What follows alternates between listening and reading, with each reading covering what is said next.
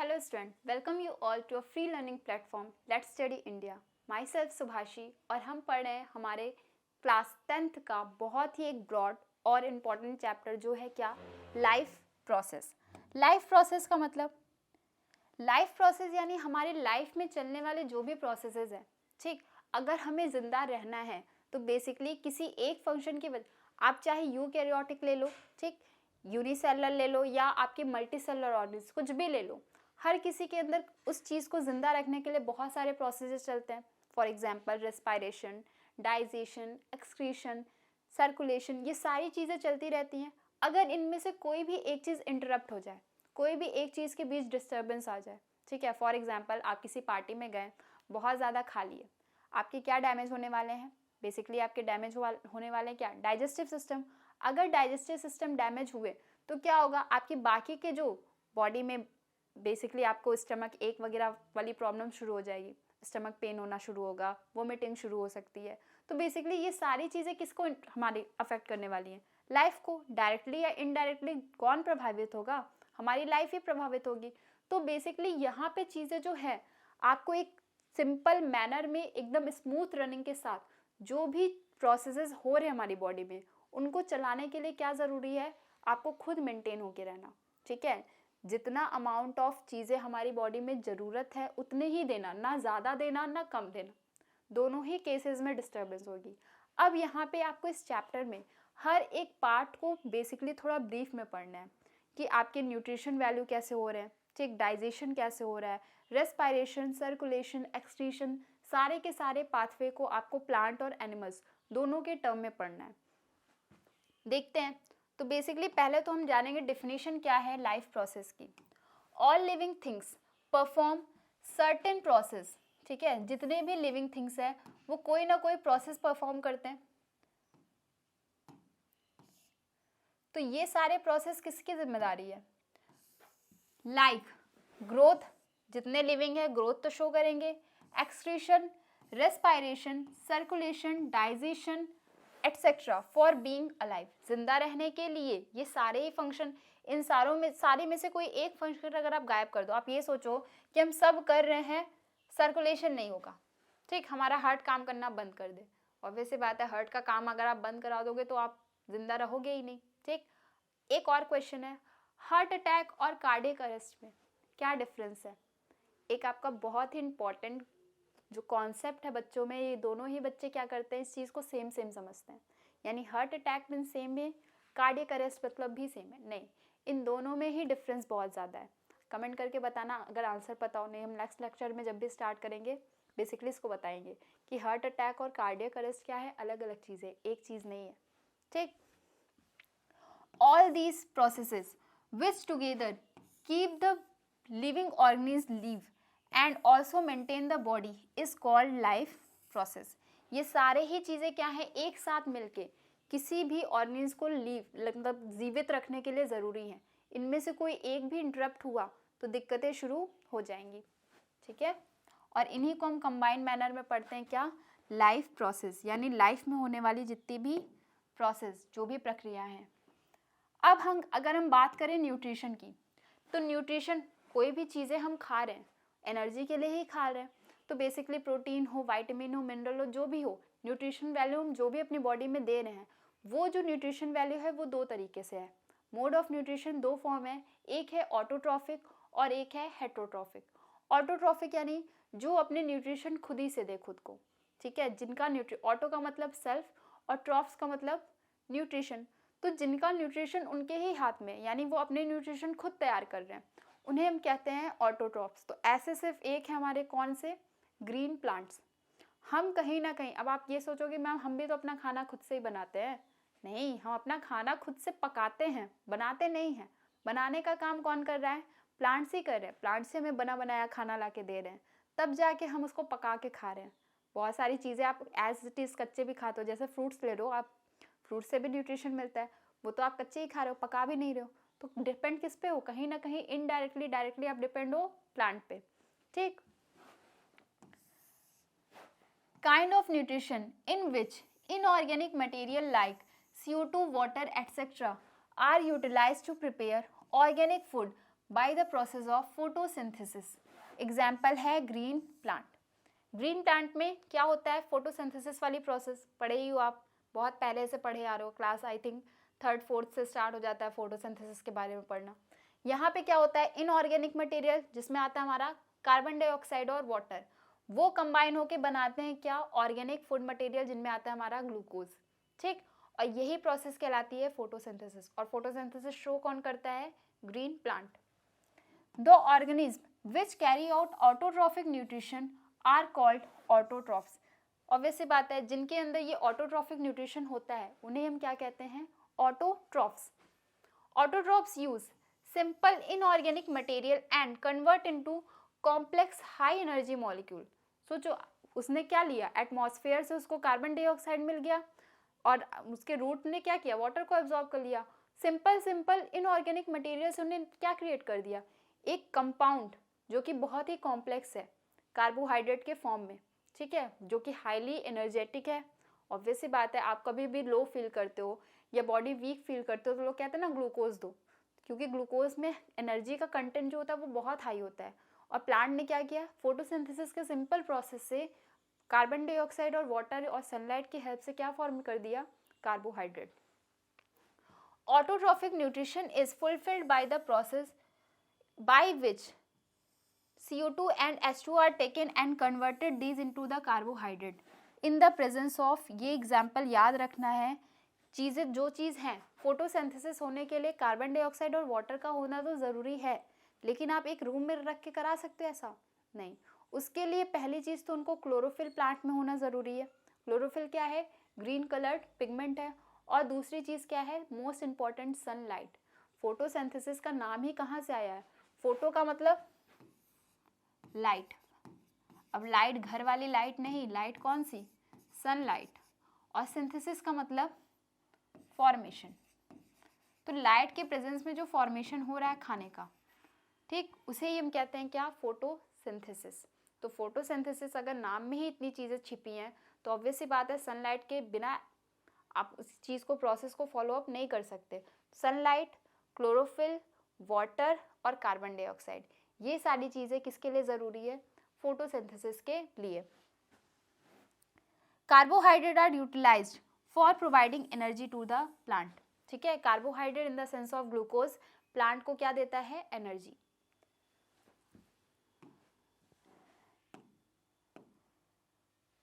ये है equation of photosynthesis.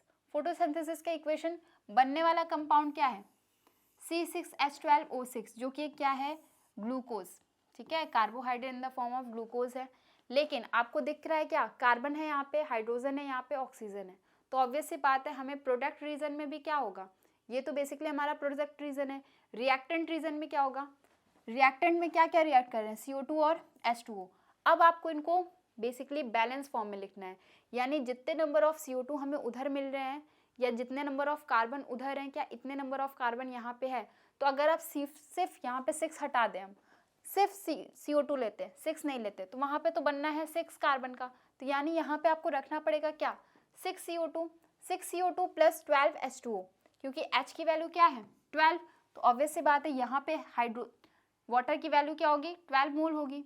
In the presence of chlorophyll and sunlight किस में टूटेगा, C6H12 और O6। तो यहाँ पे तो बेसिकली ऑक्सीजन आप यहाँ देख लो, 6 × 2 ऑक्सीजन कितना है,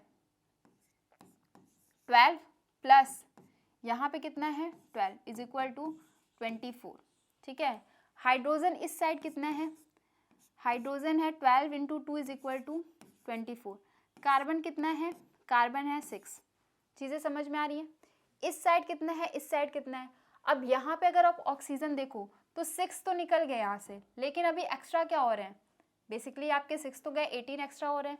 तो यहाँ पे 6 O2 ये यानी 12 और 6 ये, 12 plus 6 is equal to 18। Oxygen यहाँ पे कंप्लीट, 18 इसका और 6 इसका 24। हाइड्रोजन के सेंस में 6 × 2 12 और 12 हाइड्रोजन तो यहाँ पे भी चले गए थे। ठीक, दोनों 12 12 24, हाइड्रोजन की वैल्यू कंप्लीट। तो आपको इसको बैलेंस फॉर्म में ही एग्जाम में शो करना है। ठीक, चाहो तो लर्न कर लो, अगर समझ में आ गया तब तो बहुत अच्छी बात है, नहीं भी समझ में आया तो इसको लर्न कर लो कि किस प्रोसेस से हो रहा है। ठीक। साइट फॉर फोटोसिंथेसिस, फोटोसिंथेसिस कहाँ होगा? जहाँ पे क्लोरोफिल प्रेजेंट होगा, ऑब्वियस सी बात है।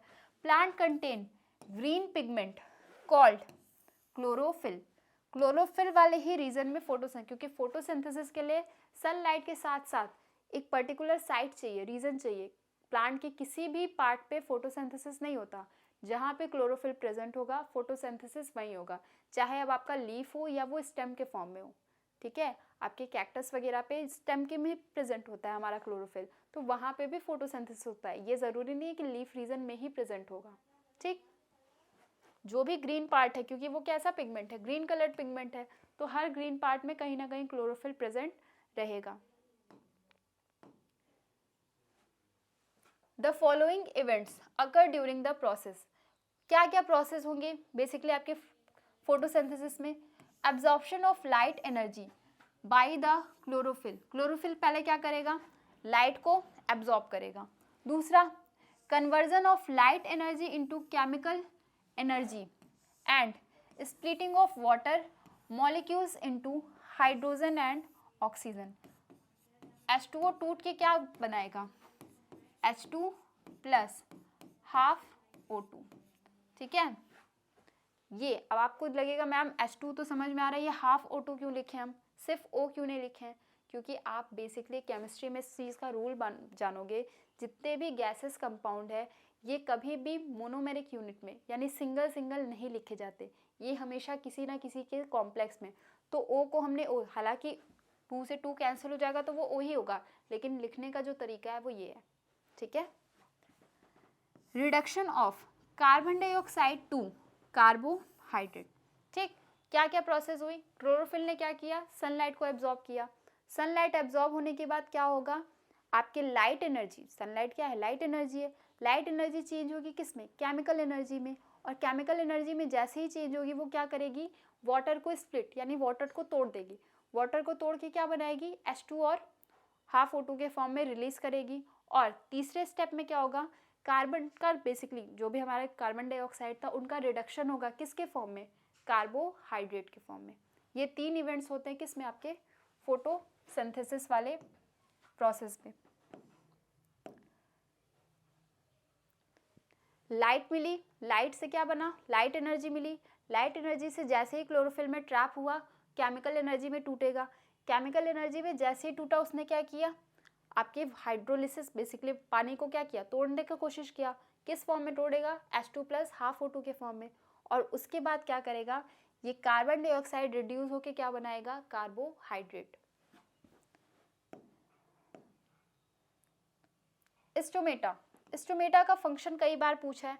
तो stomata are the tiny pores present on the surface of the leaves. ठीक है, लीव्स के सरफेस पे प्रेजेंट होते हैं हमारे क्या? स्टोमेटा। इनका फंक्शन क्या है? एक्सचेंज ऑफ गैसेस, यानी O2 और CO2 का जो एक्सचेंज हो रहा है हमारे लिए, हमारे अगर हम बेसिकली पूछे हमारे बॉडी में स्टोमेटा का फंक्शन कौन कर रहा है? हमारे नॉस्ट्रिल। ठीक है, ये भी तो एक्सचेंज ही करा रहे हैं। और ये फर्दर किसी एक जगह नहीं, लंग्स बेसिकली आप जब पढ़ोगे इसी टॉपिक में पढ़ना है आपको रेस्पिरेशन वाले कॉन्सेप्ट में, कि ये एक जगह नहीं हो रहे हैं, पूरे लंग्स तक जा रहे हैं। ठीक, वहाँ के एल्वोलाई रीजन से वहाँ का एक्सचेंज हो रहा है। तो प्लांट की बॉडी सिंपल है, ह्यूमन की बॉडी थोड़ी ज़्यादा ही कॉम्प्लेक्स है, एक जगह कोई चीज़ नहीं होती, स्टेप वाइज बैनर में चीज़ें आगे बढ़ती हैं। तो बेसिकली आपकी जो स्टोमेटा का फंक्शन है वो क्या है? एक्सचेंज करना गैसेस को। दूसरा फंक्शन क्या है? Loses large amount of water as water vapour during transpiration. Transpiration यानी जो भी वाटर का वेपर के फॉर्म में रिमूवल होता है उसे हम कहते हैं ट्रांसपिरेशन। अब स्टोमेटा का अगर आप स्ट्रक्चर देखोगे तो स्टोमेटा का स्ट्रक्चर कुछ ऐसा स्ट्रक्चर है। ठीक है, ऐसा स्ट्रक्चर है। तो ये जो आप बीच में पोर देख रहे हो, ये पोर क्या है? इनके साइड साइड में प्रेजेंट होता है गार्ड सेल। ये ही गार्ड सेल आपके स्टोमेटा के ओपनिंग और क्लोजिंग में फंक्शन करते हैं। ठीक है, पानी का लॉस कितना होगा, कितना कम लॉस होगा, कितना ज़्यादा लॉस होगा, ये किसकी जिम्मेदारी है? गार्ड सेल, इसीलिए उसका नाम गार्ड है। ठीक है, वो गार्डिंग का काम करता है। बेसिकली आपके बिल्डिंग में या आपके जो भी सोसाइटी में होंगे वहाँ पे गार्ड भैया लोग होते हैं ना, तो वो लोग भी क्या करते हैं? निगरानी का काम करते हैं। तो कुछ ऐसे ही फंक्शन है किसका, गार्ड सेल का, जो कि कहाँ प्रेजेंट है, हमारे स्टोमेटा के पास।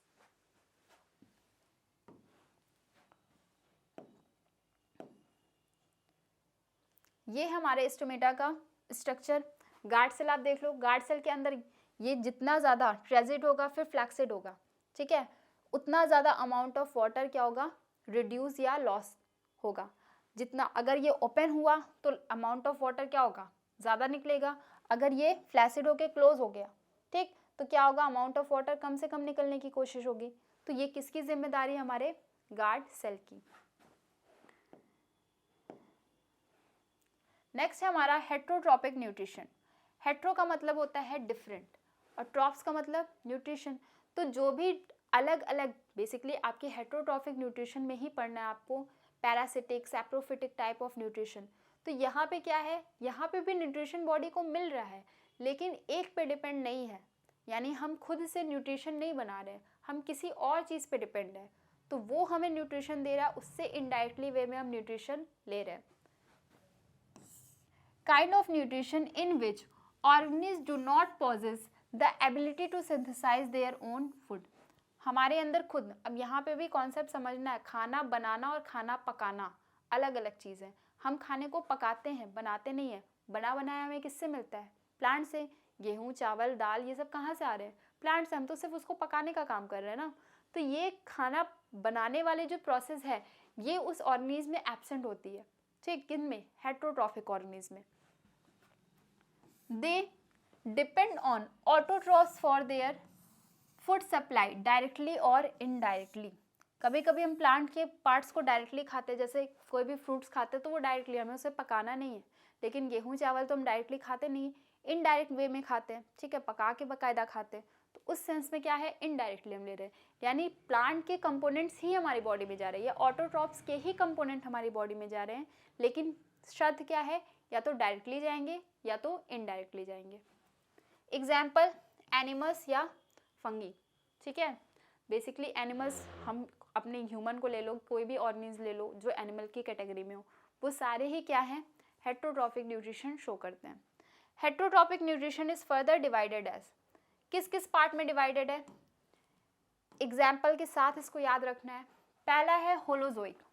होलोजोइक यानी जिसके एक ही बॉडी में सारे के सारे फंक्शन हो गए। होलो का मतलब एक ही बॉडी में पूरे के पूरे फंक्शन, ठीक, डाइजेशन, एब्जॉर्प्शन, आपके रेस्पायरेशन, सारी की सारी एक ही सेल में हो जा रही है, उसी को हम कहते हैं होलोजोइक न्यूट्रिशन।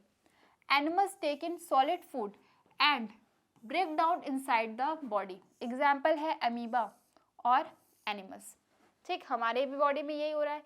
एक ही बॉडी में क्या है, सारे के सारे चीज़ें एक ही बेसिकली ऑर्गेनिज्म कंडक्ट करा दे रहा है। लेकिन अगर हम इससे एक से ज़्यादा ऑर्गेनिज्म पे डिपेंड हैं, तो हम पढ़ते हैं किसके अंदर, सैप्रोफिटिक। सैप्रोफिटिक न्यूट्रिशन होने के लिए क्या बेसिकली केस है, organism feed on dead and decaying matter.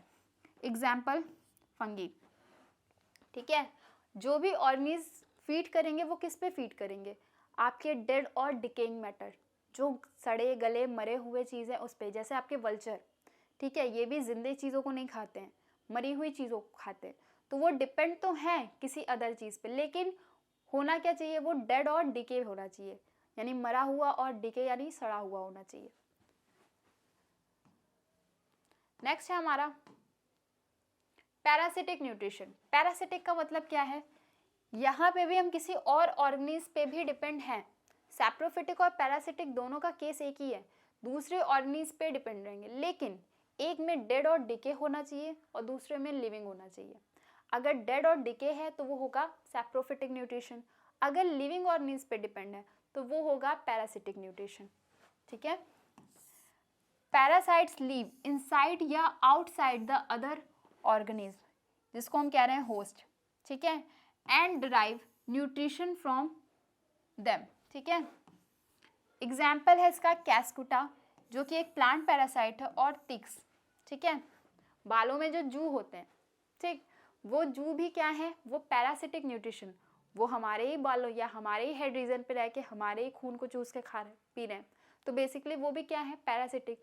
आपने आपके घर में अगर डॉग या कैट होंगे, उनके बालों पे भी बेसिकली टिक्स आपने देखा होगा। तो वो सब भी क्या है, पैरासिटिक, वो दूसरे ऑर्गेनिज्म पे डिपेंड है, लेकिन वो ऑर्गेनिज्म कैसा होना चाहिए, लिविंग। डेड ऑर्गेनिज्म पे कभी भी डिपेंड नहीं होंगे। अब आपको एक चीज़ समझना है, होस्ट और वेक्टर क्या कहलाते हैं।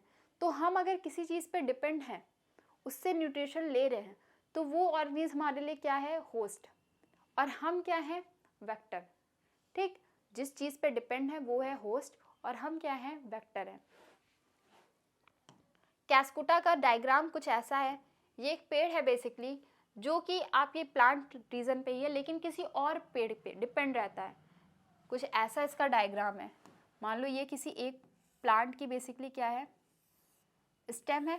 ठीक, अब इस स्टेम के ऊपर ये जो कैस्कुटा वाला प्लांट है, ये ग्रो करना शुरू करता है और उनसे ही सारी की सारी न्यूट्रिशन ले लेता है। तो ये किसकी तरह बिहेव कर रहा है, हमारा पैरासाइट्स की तरह ही बिहेव कर रहा है। नेक्स्ट क्लास में हम पढ़ेंगे हमारा क्या, बहुत ही एक इम्पॉर्टेंट जो चीज़ आपने आज क्या पढ़ा प्लांट के केसेस में, अभी हम पढ़ेंगे कि कैसे ये न्यूट्रिशन वैल्यू बॉडी में जा रही है, कैसे न्यूट्रिशन हमें मिल रहा है। ये प्लांट और एनिमल दोनों के ही रिस्पेक्ट में पढ़ना है। साथ में हम बात करेंगे रेस्पिरेशन के कॉन्सेप्ट की। ठीक, अभी ये चैप्टर बहुत ज़्यादा लेंदी है, आपके इनफैक्ट क्लास 10th का सबसे ज़्यादा लंबा जो चैप्टर है वो यही है। पहले जो था वो जेनेटिक वाला चैप्टर था, जिसमें आपको हेरिडिटी और एवोल्यूशन दोनों के कॉन्सेप्ट को पढ़ना था, लेकिन आपके गुड लक की वजह से एवोल्यूशन वाला कॉन्सेप्ट तो हट गया, तो आपको सिर्फ जेनेटिक्स वाले पोर्शन पे ध्यान देना था, हेरिडिटी कैसे हो रही है। और साथ ही यहाँ पे आपका एक कंट्रोल एंड कोऑर्डिनेशन वाला जो चैप्टर है वो इम्पॉर्टेंट है, लेकिन धीरे धीरे बात करेंगे। हालांकि 2 बेसिकली आपके चैप्टर कंप्लीट हो चुके हैं, अब आपकी जिम्मेदारी है कि आप उसके जितने भी अच्छे क्वेश्चन सॉल्व कर लो, जितने भी ज़्यादा अमाउंट में, वो उसके लिए अच्छा है। ठीक, मिलते हैं नेक्स्ट क्लास में एक नए टॉपिक के साथ, तब तक के लिए थैंक यू।